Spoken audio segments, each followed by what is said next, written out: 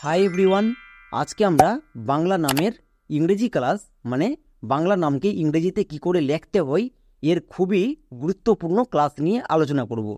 যেমন জোফলা এর জন্য কি হয়, এবং রেপ এর জন্য কি হয়, চন্দ্রবিন্দু চাঁদ এর জন্য কি হয়, এবং কোনো ওয়ার্ডে যদি একই লেটার দুবার থাকে তখন কি ইউজ করব। যেমন দেখো, প্রথমে আমরা দেখে নেব কোনো ওয়ার্ডে মানে বাংলা নামকে ইংরেজিতে লিখতে গিয়ে যদি জোফলা পাই, এর ক্ষেত্রে আমরা 90% জায়গায় ভুল করি, কারণ জোফলা এর জন্য ওয়াই ইউজ করব। আমরা ইংরেজি ওয়ার্ডে এ ইউজ করতাম, বাট এখানে ওয়াই ইউজ করব। নেক্সট, যদি রেপ পাই, মাথার উপরে যে থাকে রেপ, এর জন্য আমরা ইংরেজি ওয়ার্ডেও আর ইউজ করতাম, এখানেও আর ইউজ করব।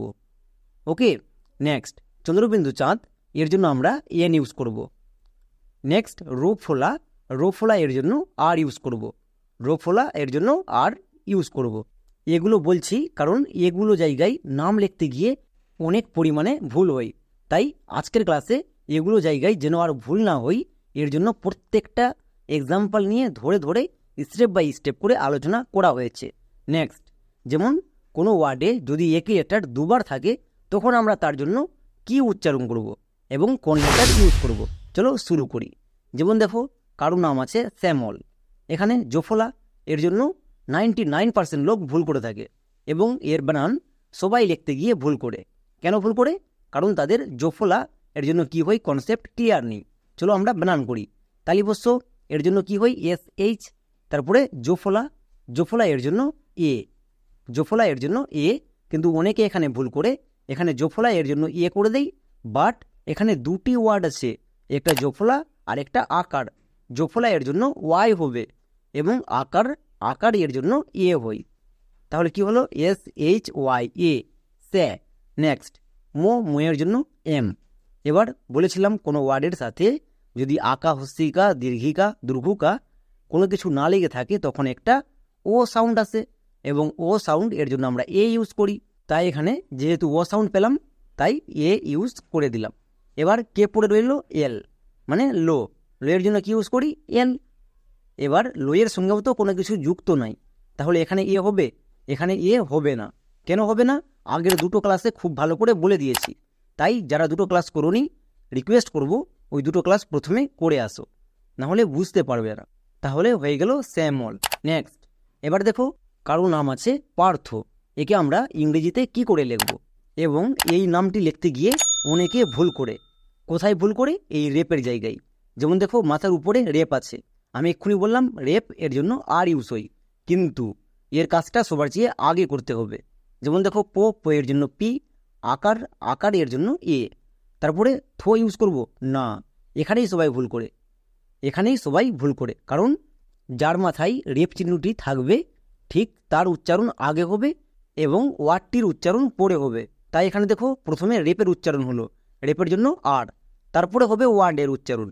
যেমন থো এর জন্য TH, তাহলে কি হলো PARTH, পার্থ না, এখনও এর উচ্চারণ ভুল আছে। কেন? কারণ আমি বলেছিলাম যে সাউন্ডের উপর আমরা উচ্চারণ করব। যেমন দেখো, পার্থ মানে থো, একটা ও সাউন্ড আসছে, আমি বলেছিলাম যখনই ও সাউন্ড পাবে তখন চোখ বন্ধ করে ইউজ করে দিবা। এখানে যেহেতু থো এর জন্য ও সাউন্ড আসছে তাই এখানে হবে। পরিষ্কার?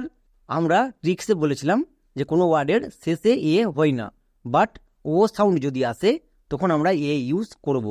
যেমন PARTHA, পার্থ, এখানে যেহেতু ও সাউন্ড পেলাম, ও সাউন্ড পাওয়ার জন্য ইউজ করলাম। পরিষ্কার? আশা করি এই জায়গায় আর কখনো নাম লিখতে গিয়ে ভুল করব না। তাহলে বুঝতে পারলা যে আমরা কোথায় ভুল করছিলাম। নেক্সট, এবার এখানে দেখো, এখানেও আমরা ভুল করে থাকি। কেন ভুল করি? চলো আমরা প্রথমে বানান করে লিখি। বইয়ের জন্য কি হবে? বইয়ের জন্য আমরা সবসময় বি ইউজ করি, তাহলে এখানে বইয়ের জন্য বি হলো। নেক্সট, এবার এখানে আমরা প্রথমে চন্দ্রবিন্দু চাঁদ এর জন্য কাজ করব না আকার, কোনটা ইউজ করব? এখানেই ভুল করে। এখানে নিয়ম হচ্ছে প্রথমে আকার এর কাজটা আগে করে নেব, আকার এর জন্য তারপরে চন্দ্রবিন্দু চাঁদ এর কাজটা করব। তাই চন্দ্রবিন্দু চাঁদ এর জন্য কি হবে? শুরুতেই বলে আসলাম এর জন্য এন হয়, তাহলে এখানে এর জন্য এন হয়ে গেল। এটাকে ভালো করে মনে রাখো। নেক্সট, ধোয়ের জন্য কি হয়? DH, তারপরে এখানে দেখো ধোয়ের সাথে কোনো কিছু লেগে নাই, তার মানে এখানে একটা ও সাউন্ড আসছে, আর যখনই ও সাউন্ড আসবে আমরা এ ইউজ করব, তাই এখানে এ দিয়ে দিলাম। নেক্সট দন্তন্য, দন্তন্য এর জন্য এন, তাহলে পুরোটা কি দাঁড়ালো BANDHAN, বাঁধন। তাহলে বুঝতে পারলা আমরা এখানে কোথায় ভুল করতাম, আমরা চন্দ্রবিন্দু চাঁদে ভুল করতাম। এর কাজটা আমরা পরে করব। ওকে, বারবার বলছি আজকের ক্লাসটা খুবই ইম্পর্টেন্ট, তাই মন দিয়ে দেখো। নেক্সট এবার ধরো কারোর নাম আছে জান্নাতি।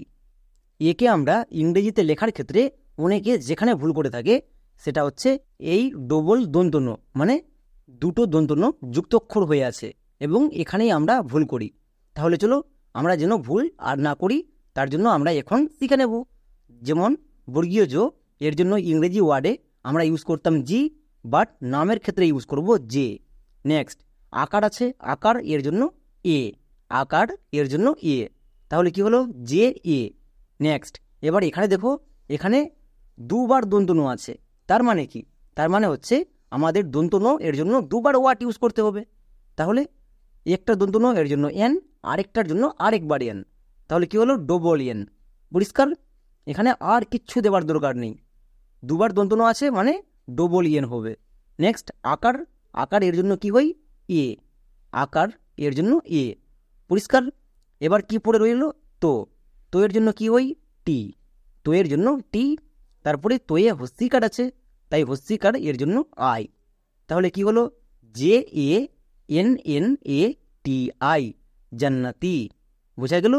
এখানে আমরা ভুল করে থাকি, এই ডবল লেটার যুক্তক্ষর হয়ে আছে, এখানে কিছু করতে হবে না, এখানে দুটো এন যুক্তক্ষর আছে, তার মানে দুবার এন দেব, ব্যাস কমপ্লিট। এবার দেখো আরেকটা উচ্চারণ, যেমন মার্ক। চলো তো একে তোমরা কি করে শিখলা প্রথমে প্র্যাকটিস করে নিই। ময়ের জন্য এম, ময়ে আকার আছে, আকার এর জন্য কি হই এ, আকার এর জন্য এ, তারপরে কো না, বলেছিলাম রেপ যার উপরে থাকবে প্রথমে রেপের কাজ হবে, তারপরে ওয়ার্ডটির কাজ হবে, তাই রেপ, রেপের জন্য আর, তারপরে কে পড়ে রইল কো। আমরা ইংরেজি ওয়ার্ডে কোয়ের নিয়ে সমস্যায় থাকতাম, কোয়ের জন্য সি না কে, কখন কোনটা ইউজ করব, কিন্তু বাংলা নামের ক্ষেত্রে যদি কো পাও, কোয়ের জন্য কেবলমাত্র কে ইউজ হয়, তাহলে পুরোটা কি দাঁড়ালো MARK, মার্ক। বোঝা গেল? তাহলে আজকের ক্লাসটা খুবই ইম্পর্টেন্ট, কারণ আমরা যেগুলো জায়গায় ভুল করি সেই ভুলগুলোকে নিয়ে আলোচনা করা হয়েছে। চলো কিছু হোমওয়ার্ক দিয়ে দিই, যেমন স্যাম এবং মার্স এই দুটোর জন্য কি বানানো হবে তোমরা সবাই কমেন্ট সেকশানে লিখে দেখাও। আজকের ক্লাসটি যারা সম্পূর্ণভাবে বুঝে গেছো, আমি গ্যারান্টি দিয়ে বলতে পারি তোমরা কারো নাম লেখার ক্ষেত্রে জীবনে আর কোনো দিনও এই জায়গায় ভুল করবা না। তাহলে আজকের মতো এখানেই, দেখা হচ্ছে নেক্সট ক্লাসে।